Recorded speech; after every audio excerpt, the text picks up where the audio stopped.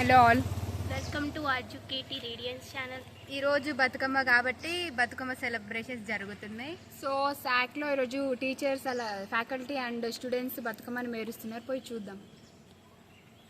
Bathukamma festival అంటే అందరికీ తెలిసిందే, పూల పండుగ అనేసి. బతుకమ్మ పండుగ 9 రోజులు జరుపుకుంటారు అని తెలుసు. మెయిన్ పువ్వు బతుకమ్మలో ఏంటంటే తంగేడు పువ్వు. సో ఫస్ట్ బతుకమ్మని ఎంగిలి పూల బతుకమ్మ, లాస్ట్ సెకండ్ థర్డ్ అట్లా 9 days జరుగుతుంది. లాస్ట్ బతుకమ్మని సద్దుల బతుకమ్మ అంటారు. మన క్యాంపస్లో కూడా బతుకమ్మ చేస్తున్నారు. ఈ శాఖలో బతుకమ్మని పేర్చుతున్నారు కదా. సో శాక్ దగ్గరికి వచ్చేసినాం అనమాట, వెళ్ళి చూద్దాం ఎలా పేరుస్తున్నారు అనేది.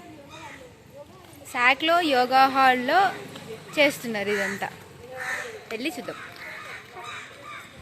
వచ్చేసాం, లోపల యోగా హాల్లో ఉంటుంది, చూద్దాం.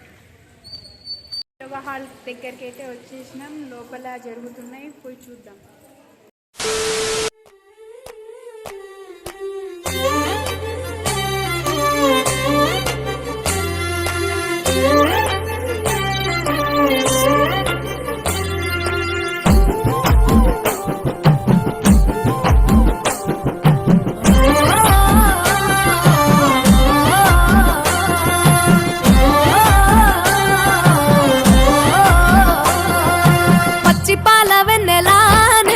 పారబోసినట్టు పూసెనే గునుగు పూల తోటలు, పచ్చి పసుపు గొమ్ములో పసుపు తీసి రాసినట్టుగా పూచె తంగెడు కొమ్మలు. ఇప్పుడే బతుకమ్మని పేర్చడం అయితే అయిపోయింది. అండ్ చూసారు కదా మీరు, ఫ్యాకల్టీ ఇంకా స్టూడెంట్స్ వాళ్ళు పేర్చిన బతుకమ్మల్ని. అలా చాలా బతుకమ్మలు, దాదాపు ఒక 15-20 బతుకమ్మలు అయితే తయారు చేసినారు. బతుకమ్మ పేర్చడం అయిపోయింది, మీ అందరికి చూపించా. సో ఇప్పుడు ఈవినింగ్ మెయిన్ ఈవెంట్ అనేది స్టార్ట్ అవుతుంది. డీజే పెట్టి అన్ని బతుకమ్మలన్నీ గ్రౌండ్ దగ్గర తీసుకెళ్తారు. వీడియో స్కిప్ చేయకుండా చూడండి, ఎంజాయ్ చేయండి. సో హాయ్, ఇప్పుడే ఈవినింగ్ ఈవెంట్ అని చెప్పినాం కదా, వెళ్తున్నాం. వర్షం పడుతుంది, ఏమవుతుందో అర్థం కావట్లేదు. డీజే ఉంటుందో పోతుందో. గ్రౌండ్లో అన్నారు, మరి గ్రౌండ్ మొత్తం చెరువు అయిపోయింది. అట్లా ఈరోజు వర్షం వల్ల డిసప్పాయింట్మెంట్ వస్తుందేమో అని భయం. ఇప్పుడు చినుకులు కూడా పడుతున్నాయి, చినుకులు జల్లు వస్తుంది, పడుతుంది ఆల్రెడీ వర్షం. ఇప్పుడే మేము శాక్ అయితే వెళ్తున్నాం, ఎందుకంటే బతుకమ్మలన్నీ అక్కడనే ఉన్నాయి కదా. మార్నింగ్ చూసారు కదా, ఆ బతుకమ్మలన్నీ గ్రౌండ్కి తీసుకెళ్తారో లేకుంటే శాక్లోనే ఉంచి డీజే పెడతారో తెలీదు, అర్థం కావట్లేదు. చూద్దాం వర్షం వల్ల ఎలా. వర్షం అయితే అస్సలు ఆగట్లేదు, పడుతూనే ఉంది ఇంకా.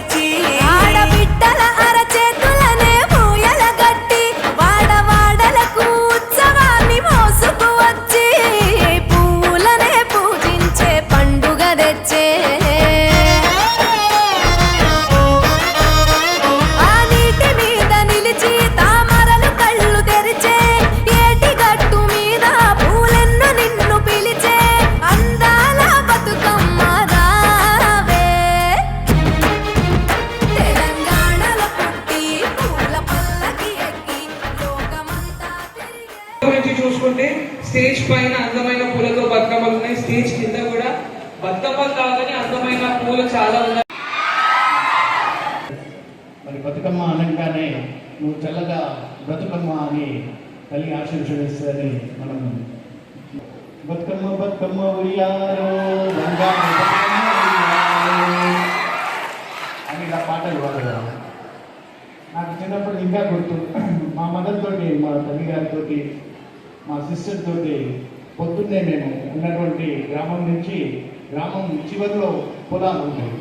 పొలాలు మరి వీటికి సంబంధించినటువంటి పువ్వులు, తంగెడు పువ్వులు కానీ, గోగు పువ్వులు కానీ, ఉప్పు పువ్వు, ఇలాంటి పువ్వులన్నీ కూడా తీసుకొచ్చి వాటిని రంగులతో అద్ది అలంకరించి తల్లిని పెట్టి పూజించి తర్వాత సాంప్రదాయబద్ధంగా ఇలా పాటలు పాడుతూ ఉండేవాళ్ళం. తెలంగాణ చరిత్రని చదివితే మనకు అంతా కనిపించేదంతా కూడా వినిపించేదంతా కూడా అదే.